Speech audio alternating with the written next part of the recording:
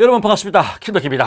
자, 이번 시간에는요, 발달 심리학의 연구 방법론, 연구 방법론 하면 좀 짜증나죠? 이 사회복지 조사론과도 연관이 있습니다. 조사론이 사실 제일 공부하기 싫거든요. 그러니까 여러분, 우리 인행사에서 점수를 많이 맞아야 돼요. 조사론이 사실 제일 어려운 과목이에요. 조사론은 전략을요, 조금 세게 잡으면 과락만 넘기자. 과락만 넘기자. 그럼 과락이 몇 점이에요? 40점까지는 괜찮단 말이야. 40점. 그러니까 35점이면 불합격이에요. 그러니까 40점까지는 괜찮아요. 40점까지는. 그러니까 정말로 아주 맥시멈으로 잡아서 점수를요. 그러니까 우리 이 극한 나쁜 걸로 맥시멈 잡으면 40만 맞자 이러면요. 지금 좀 심한 말로 해서 찍어도 40점 금방은 가지 않겠습니까? 강의를 드리면 40은 넘겠죠. 40만 맞자 그러면 마음이 편해요, 마음이. 조사론 찍을 때는 4번 찍으면 점수가 그래도 데이터를 보면 4번이 제일 많이 나와요. 하여튼 이건 이제 찍을 때 얘기고요. 40점은 맞습니다. 강의 들으면요. 그러면 조사론에서 40점 맞으면 인행사에서 80 맞으면 합격이지 않습니까? 100점 맞을까봐 걱정되는데 80점 더하면 뭐요? 160이면 합격이지 않습니까? 그러니까 인행사에서 80점은 맞아줘야 조사론에서 40만 넘기면 합격이거든요. 그래서 이렇게 전략 짜면 별것도 아닙니다. 벌써 합격의 기운이 올라올 겁니다. 조사론과도 연계된 건데요. 횡단적과 종단적이 있습니다. 횡단적은 간단해요. 너무 멀리 가면 안 돼요. 이겁니다. 그냥 이건 횡단, 이건 종단. 한 연구자를 오랫동안 3살, 10살, 20살 쭉 오랫동안 연구하는 거. 이건 종단이에요. 횡단은 너무 오래 걸리니까 그냥 세워놓고 이렇게 3세, 6세, 9세 한쪽으로 딱 세워놓고 그냥 함께 이렇게 연구하는 거. 이게 횡단적 접근 방법입니다. 그래서 연령이 다른 여러 개인이나 집단을 어느 시점에서 동시에 동시 패션으로 시험하고 조사하는 방법을 횡단적 접근 방법이다. 시험 문제에 3세, 6세, 9세, 12세 아동을 이렇게 50명씩 표집해서 표집은 뽑은 겁니다. 연구한다라고 하면 횡단입니다. 쭉쭉 3세, 6세 횡단이다. 이 정도만 알면 될 것 같습니다. 동시에 여러 연령층을 연구할 수 있으니까 시간과 경비가 절감되고 경제성이 있다라고 하고요.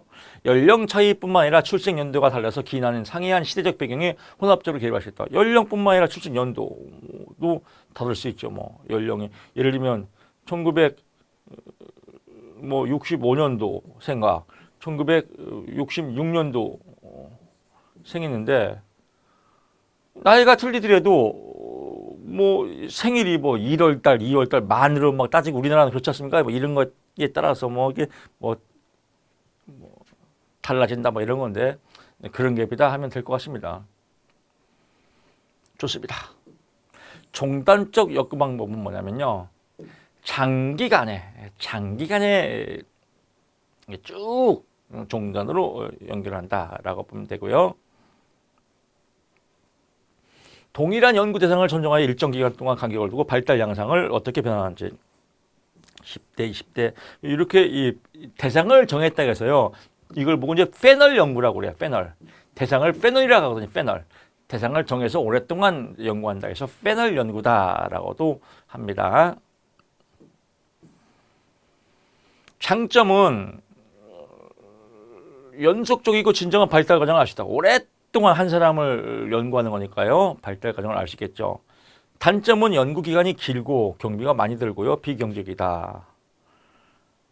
대상 집단을 추적하기가 어렵다. 쭉 몇십 년 동안 추적하기가 어렵다. 이러는 거죠. 특정 집단을 대표하는 소수에게 얻은 자료를 일반화하기는 어렵다. 그렇죠. 하나의 패널을 보고 전체가 다 이렇게 표현하기는 어렵다라고 보는 겁니다. 연구 대상자가 이사, 사고, 사망 등에서 탈락이 나타나는 문제점이 있다라고 보면 될 것 같습니다. 반복적인 검사 도구의 사용으로 인한 신뢰성에 문제가 있다라고 하는 것은 이거는 뭐냐면 검사 재검사 신뢰도의 문제점. 똑같은 검사를 똑같이 하니까요. 반복적인 검사도고 똑같이 하니까 신뢰성, 측정이 맨날 똑같이 하니까 신뢰성에 문제가 되게 된다. 뭐 이런 것도 있습니다. 횡단적 단기 종단적 접근법, 이것도 지금 잘 나옵니다. 단기와 장기를 보완한 겁니다. 그래서 횡단적 접근과 종단적 접근법을 절충한 방법이다. 그래서 3년, 5년 동안의 횡단적 설계의 대상 집단을 단기간에 추격해서 종단으로 3세, 6세, 9세를 쭉 조사하는 건 뭐예요? 3세, 6세, 9세를 쫙 한꺼번에 조사하는 건 횡단적 연구인데, 이런 집단 아동을 연구한 후 3년 후에 다시 연구했단 말이에요. 3년 후면 단기 종단이죠. 그래서 횡단과 종단을 같이 연구했다라고 해서 횡단적 단기 종단적 접근법이다. 이렇게 보면 될 것 같습니다. 계열적 접근법은 횡단적 단기 종단적 접근법과 같은 맥락인데 계열은 층을 만든 겁니다. 그래서 3세, 또 5세, 7세, 뭐 9세 그래서 어떤 층별로 이렇게 단계별로 연구했다라고 해서 몇 개의 동시대 출생 집단을 며칠에 걸쳐서 측정한 뭐 동시대 한 번 하고 또 겹치는 부분 또 한 번 하고 또 겹치는 부분 또 한 번 하고 그래서 이런 계열적 접근법이다라고 보면 될 것 같습니다. 뭐 맥락은 같은 맥락인데 계열적 접근법은 계층을 이렇게 나눴다. 뭐 이 정도만 보면 될 것 같습니다.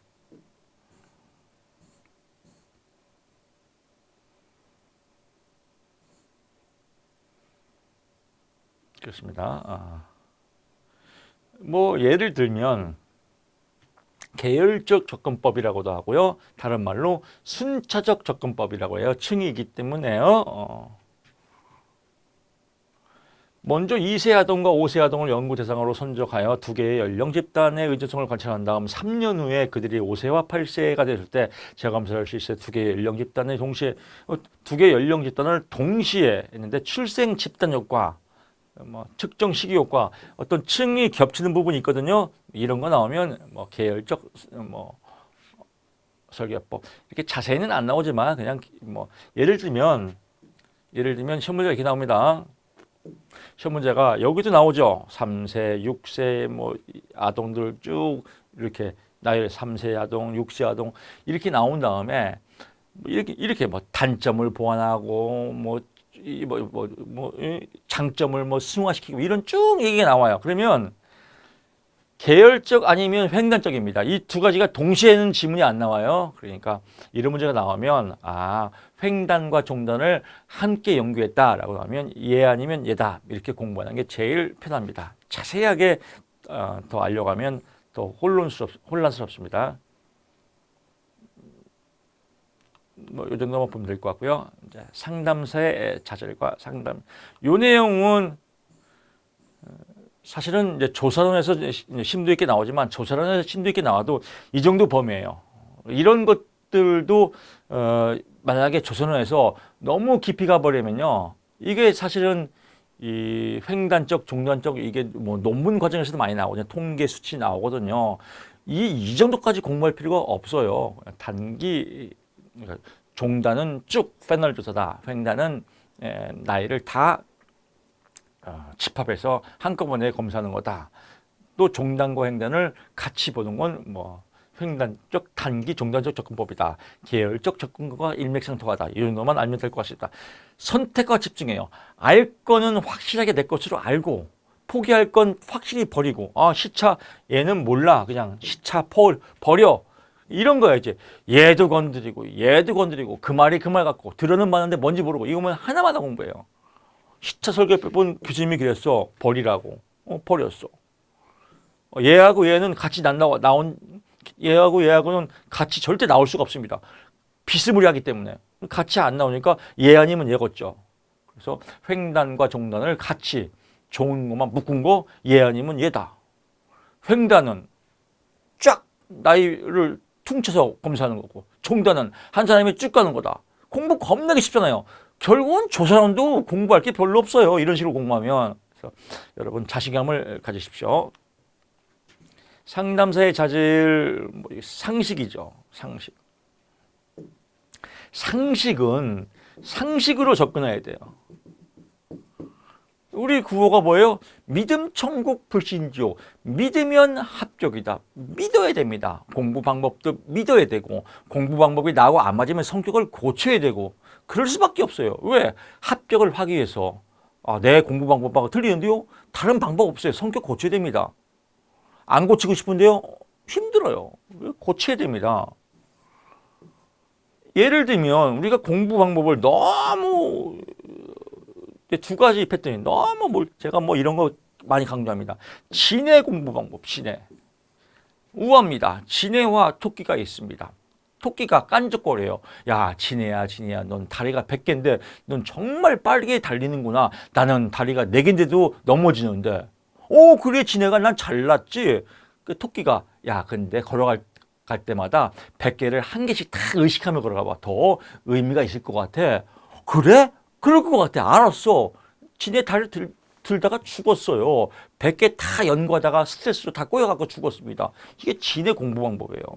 너무 연구하면 아주 죽어요. 두 번째, 시험에 나오는 것만 포인트 잡으면 돼요. 이건 상식이지, 상식. 답만 맞추면 됩니다. 그 상식을 또 얘하고 또 심도 있게 생각해요. 상식은 상식대로 접근하면 됩니다. 우리 보통 시험은 3, 4, 3입니다. 30%는 아주 어렵게 내요. 일부러 틀리게. 그래야 출제자가 뭐가 의미가 있지 않습니까? 다 쉬우면 다 맞히게 해요. 그러면 출제자 잘려요. 30%는 쉬워야 돼요. 다 떨어져도 출제자 잘려요. 그래서 출제자도 참 힘들어요. 너무 쉽게 나와도 잘리고 너무 어렵게 나와도 잘리고 그래서 3, 4, 3이라고 딱 데이터가 나와 있습니다. 저도 문제 출제할 때 여러 가지 제가 출제 많이 해봤거든요. 이렇게 딱 지시를 해요. 3, 4, 3 출제 유형 목록이 나옵니다. 30% 아주 쉽게 그냥 상식 문제 나와.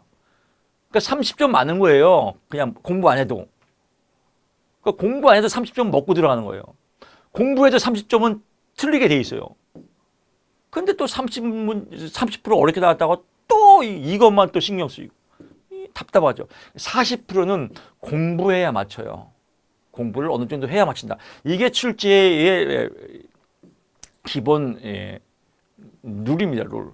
그러면 공부 조금 하고 상식 맞추면 70점은 무난하게 맞을 수 있습니다. 합격이란 말이죠. 강의만 들어도 70점은 맞습니다. 이걸 믿으셔야 됩니다. 예를 들면 이런 거죠. 다음 중 학생의 학교 생활에서 잘못된 걸 고르시오. 1. 선생님께 인사를 잘한다. 두 번째, 부모님께 인사를 잘한다. 학교 시간에 지각을 하면 안 된다. 네 번째, 청소를 잘하자. 다섯 번째, 화단에 오줌을 싼다. 그러면 화단에 오줌 싸는 게 잘못된 겁니다. 근데 꼭 연구해요. 또 이렇게 시킨 내용이 없어. 뭔가 또 의미가 있어. 출제자가 여기다 함정을 만드는 거야. 그렇지. 화단에 오줌을 싸? 오줌은 거름인데 거름은 물보다 오줌이 더 화단에 꽃이 잘 피겠지. 그래, 오줌을 싸야 돼. 이렇게 생각하면 미쳐버리는 거예요. 그러니까 이렇게 공부를 하는 분이 의외로 많다는 겁니다. 오줌을 싸면 안 되지, 당연하지, 이렇게 넘어가야 되는데 못 넘어가. 지네처럼 분석하고 이런 거 하지 말라는 겁니다. 이런 거 성격 고쳐야 돼요. 그러면 상담사의 특징은 뭐예요? 공부할 거 없다는 거예요. 그냥 상식적인 거다. 이상한 게 답이구나라고 합니다. 다 했습니다. 너무 쉽잖아요, 공부가.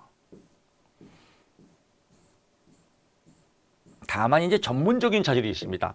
전문적인 자질은 뭐예요? 전문가의 스펙. 전문적인 자질은 스펙이에요, 스펙. 그래서 자격증을 따야 되고, 증이 있어야 되겠죠. 그 다음에 뭐가 있어야 돼요? 전문적인 지식이 있어야겠죠. 또, 경력이 있었겠죠. 그래서 경력, 지식 이런 스펙들은 전문가의 자질이다라고 보면 될 것 같고요. 인간적인 자질이죠. 인간적인 자질은 뭐예요? 상담사는 뭐예요? 상담사. 복지사는 뭐여야 돼요? 따뜻한 인간미가 있어야죠. 인간미가 있어 공감 능력이 있어야 된다. 이런 것들은 인간적인 자질이다. 다음 중 상담사의 전문적인 자질이 아닌 것은 그럼 공감 능력은 인간적인 자질이겠죠. 이렇게 구분하면 되겠습니다. 전문적인 능력, 상담사 윤리, 전문적인 능력이 있어야겠죠. 여기서 이제 나오는 거예요. 이론이나 지식 이런 거는 다 무조건 노력해야겠죠. 근데 여기서 상담사는 상담사는 뭐 또는 복지사는 다 마찬가지입니다. 자신의 능력 및 기법의 한계를 인식하고 능력 및 기법의 한계를 인식하고 전문적인 기준에 입에 활동을 하지 않는다. 만일 자신의 개인적인 문제와 능력의 한계 때문에 도움을 주지 못하리라 판단할 경우에는 내담자 클라이언트에게 동의를 구한 후 다른 동료 전문가 및 관련 기관에 의뢰한다 이겁니다. 우리가 이 사회복지사도 보통 상담 심리 파트가 있거든요. 클라이언트들, 내담자들을 주로 이제 사람과의 관계니까 복지에 대해서 상담을 해야 되고 그래서 상담 심리 인행사가 기본 1과목의 베이스로 들어가는 거거든요. 이게 시험 문제에 이렇게 꼬십니다. 자신의 능력과 기법의 한계를 인식하더라도 최선을 다해서 클라이언트에게 상담을 해야 한다. 그럼 왠지 그럴 것 같아요. 최선을 다해서 해야지. 이게 걸려 들어가는 거예요. 낚싯줄을 쫙 내리면 그냥 팍 걸려 들어갑니다. 이런 걸 물지 말아야 돼요. 이거 함정이구나. 능력과 기법의 한계를 인식하면 하지 말라 이거예요. 상담. 왜? 능력이 안 되니까. 상담은 전문가가 하는 겁니다. 그래서 여러분 인행사를 공부하는 이유는 사회복지를 하면서 상담에 대한 전문가의 능력을 배양해야 되기 때문에 공부를 하는 겁니다. 다른 동료와 전문가 및 관련해 의뢰한다. 즉 능력과 기법의 한계를 부딪히면 최선을 다해서 노력하는 것이 아니라 다른 상담사에게 위임한다 이겁니다. 그래서 이거 시험에 잘 나옵니다. 여러분 한번 생각해 보세요. 상담사는 자신의 능력 및 기법의 한계를 부딪히더라도 내담자야 클라이언트에게 최선을 다해서 성심성의껏 상담을 하여야 한다. 이러면 왠지 그럴듯하잖아요. 근데 그게 삑사리다라고 보시면 될 것 같습니다. 충실성, 성실해야겠죠. 정보보호해야겠죠. 정보보호, 요즘 정보보호 엄청 강조돼요. 전화번호 하나 하는 것도 아주 엄청나게 하지 않습니까? 요즘 규제가. 그래서 사생활 비밀보호에 의해서 당연히 정보보호를 해야 된다. 상담자는 내담자에 대한 상담 기록 및 보관을 윤리 기준에 따라 시행한다. 또한 상담자는 상담 내용의 녹음 및 기록에 대해서 내담자 동의를 구해야 한다. 동의를 구하도록 노력해야 한다 이렇게 나면 안 됩니다. 노력하다가 아니라 구해야 한다. 라고 보시면 될 것 같고요.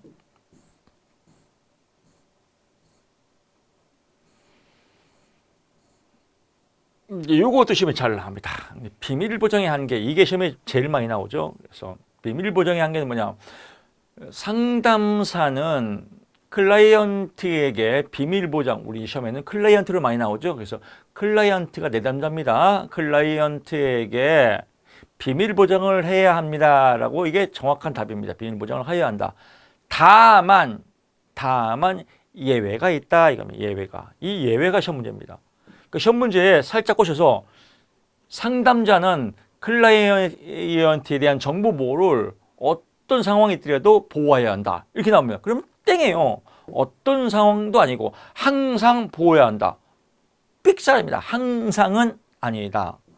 예외가 있다 이겁니다. 어떤 예외나 생명이나 사회의 안전을 위협하는 경우, 생명, 자살이나 사회의 안전을 위협하는 경우에는 비밀 보장하지 말라 이거예요. 감염병, 전염병이 있는 경우는 비밀 보장하라. 이 사람이 예를 들면 이 사람이 코로나에 걸렸어요. 그러면 저 사람 코로나 걸렸다고 신고해야 됩니다. 비밀 보장 하면 안 됩니다.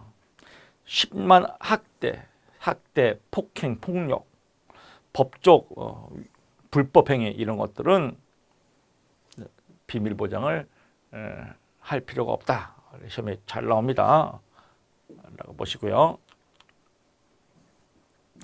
그러니까 이런 것들을 조심해야 돼, 공부할 때. 정보 보호 나오면 상담자는 클라이언트의 정보 보호를 항상 지켜야 한다. 그러면 항상은 아니다.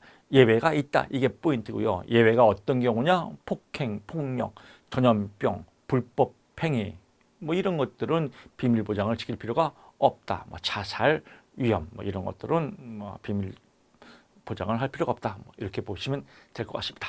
자, 프로이드의 정신분석 상담 이론이 많이 나옵니다. 학자들 이름이 많이 나와서 여러분들 이제 헷갈릴 수 있지만 학자 그렇게 일부러 외울 필요 없습니다. 스며들어. 프로이트는 여러분 프로이트 정신분석 정신분석적 상담, 정신분석적 심리 똑같아요. 상담이나 말장난이에요. 그래서 정신분석적 상담 심리라고도 하고 심리 상담이라고 하고 다 같은 맥락입니다. 한 통속이다라고 보고요. 프로이트는 보통 정신분석, 정신을 분석했는데 자기 정신을 분석했어요. 보면 프로이트도 굉장히 엮이는 가정이거든요. 아버지가 폭력적이고 또 학대를 하고 어렸을 때부터 때리고 나무에 묶어놓고 때리고 막 그랬습니다. 그래서 프로이트가 어린 시절에 아주 굉장히 취약했어요. 그래서 집에 가출하고 또 그래서 나중에 정신과 의사가 됐죠. 정신과 공부를 하면서 자기 정신이 뭐가 문제가 있구나라고 이제 자기가 본인이 자기 스스로 임상 대상입니다. 그래서 본인의 인생에 대한 임상 대상이기 때문에 어느 정도 근거가 많이 있다라고 보는 겁니다. 다만 심리는 심리, 상담은 상담, 그럴 것이다지 프로이트가 주장한 거지 이게 다 100% 맞다 그건 아닙니다. 모든 상담 이론은 이게 다 100% 맞다 그게 아니에요. 이 사람들이 그냥 연구한 거예요. 그럴 것이다 라고 보는 겁니다. 우리 시험에는 나오니까 공부하는 거지만 100%다 맞는 것은 아니다 라고 보면 될 것 같습니다. 잘못 나오면 저 사람이 다 맞지 저게 진리지? 진리는 아닙니다. 그냥 본인이 연구한 거예요. 맞는 것도 있고 안 맞는 것도 있고 그렇습니다. 법 여러분 보세요. 법이 맞아요 안 맞아요? 그럼 법 맞죠. 법 지켜야 돼요 안 지켜야 돼요? 법 지켜야죠. 이것도 삑사래요. 법은요 그냥 인간이 편리하게 만드는 거예요. 시대 상황하고 여러분 틀립니다. 법은 맞을 수도 있고 틀릴 수도 있고 그게 법입니다. 자 예를 들을게요. 제가 학교 다닐 때는 제가 학교 다닐 때가 아니죠. 뭐 언제 시절에는 과외를 하면요. 과외하다가 저는 과외한다고 신고하면요. 포상을 받았어요. 신고한 사람. 포상을 받고 과외한 선생님도 구속이 되고 학생도 구속이 됐습니다. 전과자가 되는 거예요. 구속됐어요. 그러니까 과외 선생님이 아니라 뭐예요? 범죄자예요, 범죄자. 지금은 뭐예요? 지금 과외는 합법이죠. 그래서 선생님 오셨습니까? 지금 과외 선생님 없는데 어우 불법 배웠습니까? 이렇게 안 하잖아요. 이 시대 상황이에요. 그러니까 지금은 과외가 합법이지만 몇 년 전에는 과외가 불법이에요. 그러니까 이런 것들이 다 법이거든요. 그러니까 그냥 법은 법인계비다. 상담 심리도 마찬가지예요. 그냥 이론은 이론인계비다라고 보시면 될 것 같습니다. 다만 본인이 임상 대상을 했기 때문에 어느 정도 근거가 있다라고 보고요. 프로이트가 가장 그래도 이론을 많이 만들었기 때문에 프로이트의 이론을 베이스를 깔고 여러 학자들이 다 이제 프로이트를 배우기도 하고 또 반론도 제기하고 그렇습니다. 그래서 프로이트의 제자 아들러, 융 이런 사람은 제자가 됐다가 나중에 반론해서 또 본인의 이론을 만들고 또 이런 과정을 겪었습니다. 프로이트의 정신분석 상담 이론이죠. 그래서 애 제자 2명이 있다. 그래서 애 제자 2명은 아들러와 융이다. 라고 보시고요. 이런 프로이트는 과거를 중요시했다. 과거는 묻지 마세요. 그런데 이 사람들은 과거를 캐낸다. 과거를 중시했다라고 보고요. 의식도 중요하지만 무의식 세계도 있다. 인간을 결정하는 무의식 세계도 있다라고 이제 주장한 학자들이 프로이트 학파들이다라고 보시면 될 것 같습니다. 그래서 인간의 부적응 행동은 좀 지우고 할까요? 이게 지울 때 기분 좋지 않나요?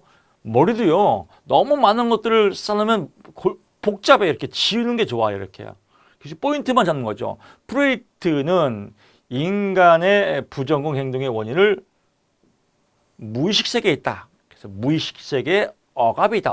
억압된 감정, 눌린 감정이 있다. 나도 모르지만 어떤 무의식에 이게 뭐예요? 과거에 형성된다라고 해서 무의식 과거 나오면 프로이트의 정신분석이다라고 보면 될 것 같습니다.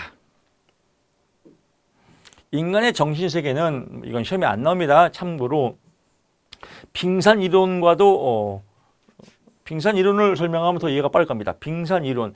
빙산이 있단 말이에요. 얼음산이죠. 얼음산이 비치죠. 밑에는 바다 밑에는 안 보이죠. 보이는 거 이걸 의식세계라고 해요. 현재 보이는 거 의식세계다. 조금 생각하면 보이는 거 이건 뭐예요? 밑에 비치죠. 이걸 전의식이다. 조금만 노력하면 쉽게 의식화되는 거. 밑에는 바다에 쉬면 안 보이죠. 이걸 이제 무의식세계다라고 해서 이게 빙산 이론이거든요. 그래서 이렇게 보면 됩니다. 그냥 개념만 알고 계세요. 시험에는 안 나옵니다. 근데 프로이트는 뭐예요? 안 보이는 이 무의식 세계에 뭔가 움직인다. 이 무의식 세계에 움직이는 것들이 인생에 여러 가지 작용을 한다. 이렇게 강조한 거죠. 성격의 구조는요, 세 가지. 원초와 자아, 또 초자아가 있다. 원초와는 이드라고도 하고요. 영어로 이드라고도 하고요. 본능이에요, 본능. 본능. 자아는 에고라고도 하고요. 그래서 에고이즘이죠. 자기 이기적인 거죠. 에고이즘. 여기는 뭐예요? 자아, 본능, 이드, 에고, 그렇죠. 본능, 자아라고 부릅니다. 그래서 리비도라고 합니다. 보통 프로이드가 에너지의 근원, 에너지의 근원, 본능적 힘, 본능적 에너지를 리비도로 합니다. 리비도. 작은 범위에서는 성적 욕구. 그래서 리비도, 성적 욕구를 강조하였다. 우리 성적 욕구 보면 우리 영화 보면 범죄와의 전쟁이 나오지 않습니까? 살아있네 이런 대화 많이 나오잖아요. 유행어로 됐지만 이 우리 상담 심리학을 배우면 살아있네 장면을 한번 보세요. 나중에 시간 남을 때 보면 어느 장면이 나오냐면 이거예요. 그 최민식하고 누구죠? 최민식하고 그렇죠? 그 누가 이렇게 할 때 다방 아가씨가 쫙 오면 다방 아가씨 가슴을 딱 맞을 때 살아있네 이라고 하는 거거든요. 뭐가 살아있어요? 리비도, 성적 욕구가 살아있구나 이렇게 표현합니다. 그래서 영화에도 이런 리비도 장면들을 많이 이렇게 모든 영화마다 다 있는 것 같아요. 이 리비도가. 왜냐하면 자극적인 요소를 하는 영화도 3요소가 있습니다. 자극적인 폭력. 그래서 폭력이나 폭언들 영화 많이 나오지 않습니까? 특히 우리나라 한국 영화 보면 또 성적인 장면들, 또 스토리 이런 감동과 또 자극과 이런 것들이 어우러져야 영화가 흥행한다고 합니다. 그래서 영화 영린인가요? 뭐 같은 보면 그 요즘은 사람 이름이 저도 막 늙은 노화가 일어나봐야 노화 텔로미어 정말 노화가 일어나서 사람 이름이 또 깜빡깜빡 생각 안 나요. 현빈인가요? 왜 막 왕이 막 등짝 상의 벗고 막 등짝 쫙 나와 등짝에서 막 땀이 쭉 나오고 영린 맞죠? 댓글에 좀 봐요. 영린인 것 같아요. 영린 현빈. 그래서 막 갑자기 왕이 막 쫙 헬스클도 아니고 막 등짝 노출해서 보이고 이런 것들 자극적인 걸 또 성적인 장면을 넣는단 말이죠. 이게 뭐예요? 리비도와 관계 있다라고 보는 겁니다. 리비도 성적 욕구 근원적 에너지 원초화에서 작용한다. 그러면 안 돼. 이런 걸 통제해야 돼. 그래서 이런 걸 통제하는 건 자아의 능력이다. 그래서 원초화와 초자와 본능과 초자와의 사이에서 이러면 안 돼. 그래서 현실적인 통제, 조정 역할 하는 거, 현실감을 유지하는 거, 이건 이제 자아의 역할이다라고 보고요. 초자는 도덕적 자아다. 그래서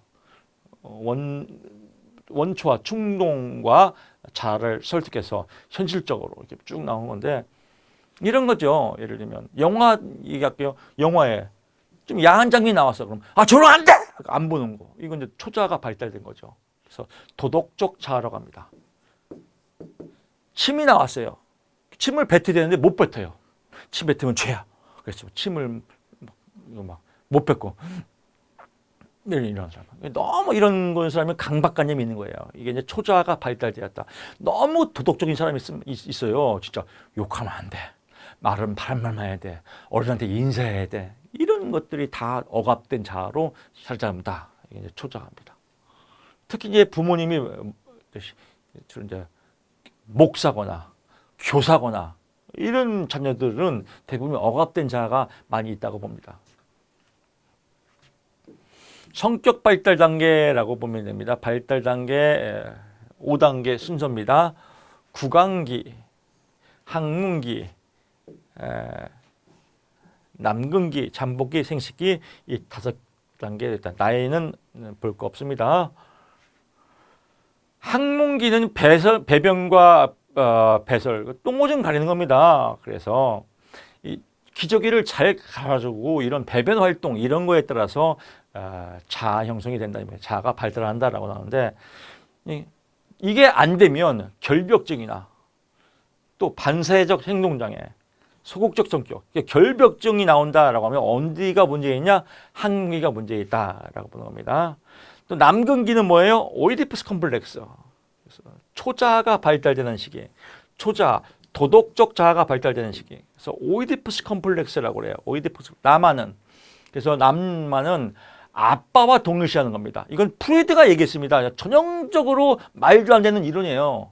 근데 프로이드가 얘기한 거예요. 제가 얘기한 게 아니라. 그러니까 그냥 프로이드가 얘기했나 보다 라고 하면 됩니다. 남자는 아빠를 경쟁자로 여기는 겁니다. 엄마의 사랑을 독차지하기 위해서. 아빠는 경쟁자야. 나는 엄마의 사랑을 독차지하려면 아빠처럼 동일시해야 돼.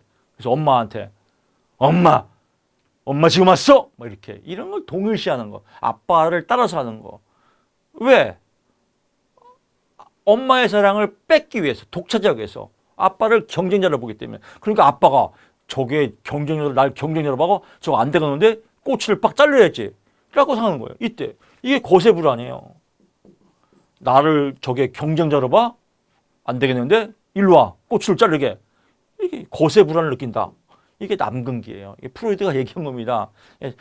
아주 상담심리 이론에서 제일 말도 안 되는 겁니다. 근데 처음에는 또 제일 많이 나와요. 여아는 일렉트라 컴플렉스. 여자는 뭐예요? 아빠의 사랑을 독차지하기 위해서 엄마를 경쟁자로 본다. 그래서 엄마처럼 립스틱 칠하고 이쁜 옷을 입고 엄마 저리 가. 아빠는 내 거야. 뭐 이런 거. 남근기. 그래서 아빠가 내 꼬치를 잘랐지? 아빠를 경쟁자로 봐? 근데 뭔가 양심에 찌르겠는데? 그래서 초자가 도덕적 자가 이때 발생한다. 양심적으로 초자는 양심의 키워드거든요. 양심적으로 죄책감을 느끼지. 그래서 초자가 발달되는 시기 남근기, 거세 불안 남근기, 오이디푸스 컴플렉스, 일렉트라 컴플렉스 남근기, 동일시 현상 남근기. 그래서 남근기가 시험에서 제일 많이 나옵니다.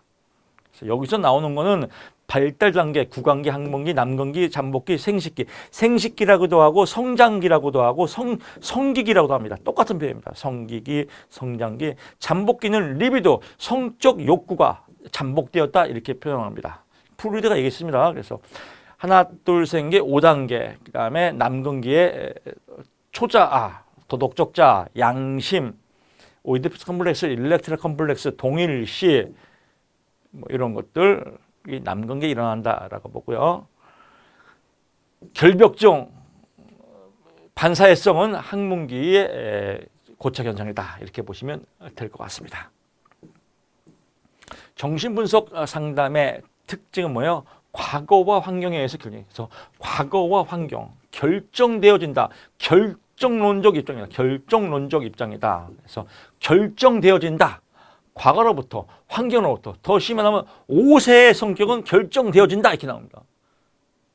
아닌데? 라고 하지 말고 그냥 프로이드가 얘기한 겁니다. 그래서 5세의 성격은 결정되어지는 결정론적 입장을 주장했다. 과거를 중요시했다. 무의식을 강조했다. 뭐 이런 것들이 프로이드의 정신분석의 특징이다라고 보면 되겠습니다. 상담은 목적은 뭐예요? 마찬가지죠. 무의식의 억압된 감정을 해결하는 게 상담의 목적이겠죠. 그런 목적의 상담 기법이 뭐 있습니까? 자유현상. 뭔가 내 무의식에 억눌림이 있어. 너 도대체 뭐가 억눌림이 있는지 지금 너를 괴롭히는 게 좀 마음대로 한번 말해봐봐. 네가 마음대로 한번 떠오르는 걸 얘기해봐. 이게 자유현상이에요. 자유현상. 자유현상을 했는데도 별로 문제를 발견을 못했어요. 그래요? 알았어. 여기 누워봐. 눈꺼풀이 무겁지? 몸에 힘을 쫙 빼봐. 빼지? 자, 간다. 3, 2, 1, 레드 선! 지금 뭐가 보이니? 이게 뭐예요? 최민요법. 무의식의 억압된 감정들을 알아보는 기법이 상담 기법입니다. 그 다음에 상담을 하다가 저게 반응을 안 해? 그래서 어떤 말을 떴더니 반항해. 아버지는 어땠나요? 아버지 잘 마세요. 와, 아버지와의 관계에 뭔가 억압된 게 있구나. 조항의 분석. 저도 임상 상담 심리를 많이 이게 현장에서 해보면요, 참 우리나라는 그런 것 같아요. 우리나라는 이 아버지와의 관계에서 굉장히 문제가 많더라고요. 대부분의 이 내담자의 70%는 다 아버지와의 관계예요. 아버지. 아버지들이 공부를 좀 많이 해야 돼요. 아버지와의 관계가 문제가 있는 사람이 대부분이 다 이렇게 심리적으로 문제가 있습니다. 참고로요, 프로이드 영화가 있거든요. 프로이드와 융이 나오는 영화인데, 프로이드와 융은 굉장히 똑똑한 애지자예요. 프로이드. 아주 잘 따르다가 융이 너무 똑똑한 거예요. 그 프로이드가 질투가 많거든요. 프로이드 엮이는 가정에 자랐기 때문에 내면이 굉장히 취약해요. 영화를 보게 되면 인터넷에 프로이드 영화 치면 나오거든요. 항상 말보로 두꺼운 담배를 이렇게 쫙 매일 물고 있어요. 프로이드가. 현실적으로 들어있대요. 항상 상담할 때고 말보로 담배 두꺼운 거예요. 또 글을 쓸 때도 말보로 담배. 본인이 구관계에 문제가 있는 거야. 애정 결핍, 구관계. 어렸을 때 사랑을 못 받았다. 그래서 이런 것들.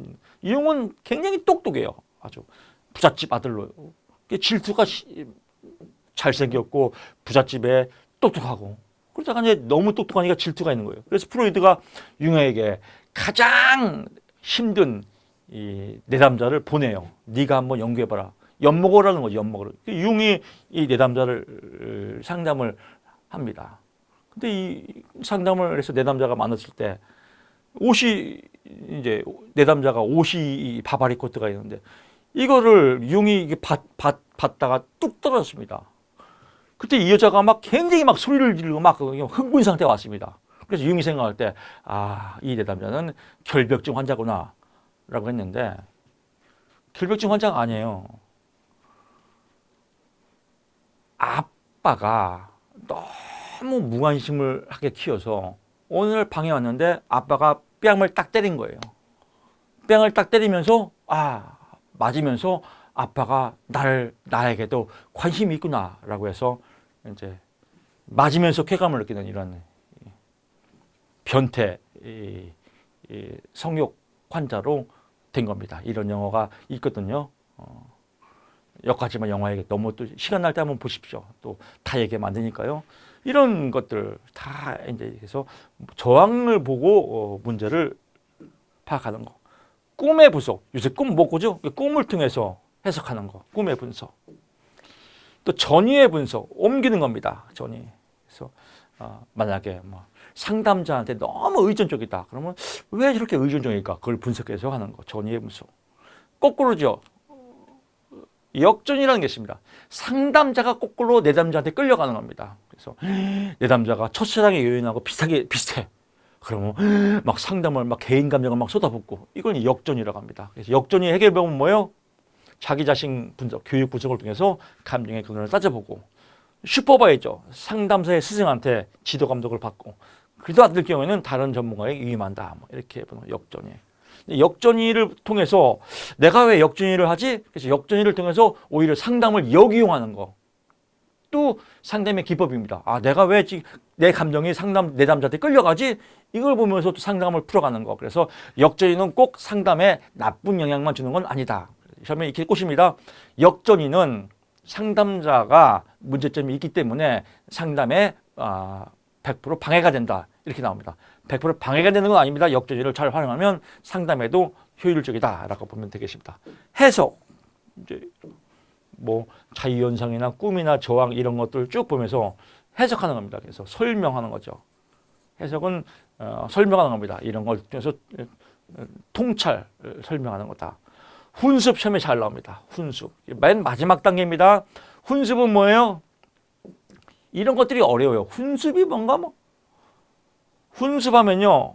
오리훈제. 이렇게 쓰는 거예요. 오리훈제. 여러분 배고플 때 식당 가서 오리집 갔어요. 빨리 먹으려면 오리구이가 제일 빨라요. 근데 오리훈제는 오래 걸려요. 오랫동안 익혀야 되거든요. 그래서 예약해야 됩니다. 마찬가지예요. 오랫동안 훈련해서 습관을 고친다 이렇게 이해하세요.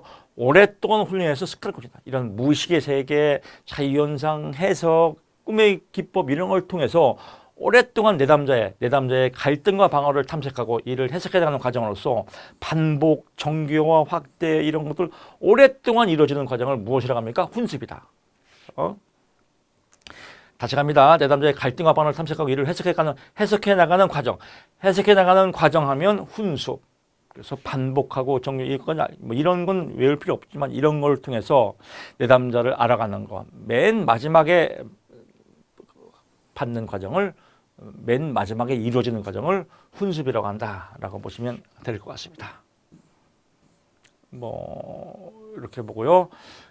방어기제 시험이 잘 나옵니다. 방어기제는요, 방어하는 겁니다. 심리적 방어다. 그래서 심리적 방어를 하는 건데 어떤 심리적 방어? 항상 문제점은 이거예요. 무의식 속에 자리 잡은 갈등과 불안. 무의식 속에 자리 잡은 갈등과 불안을 방어하는 게 방어기제입니다. 그래서 이런 방어기제가 어떤 것들이 있나 이거는요, 다음 시간에 또 우리 알아보기로 하겠습니다. 자, 이번 시간 여기까지 하고요. 저는 다음 시간에 찾아뵙겠습니다. 고맙습니다.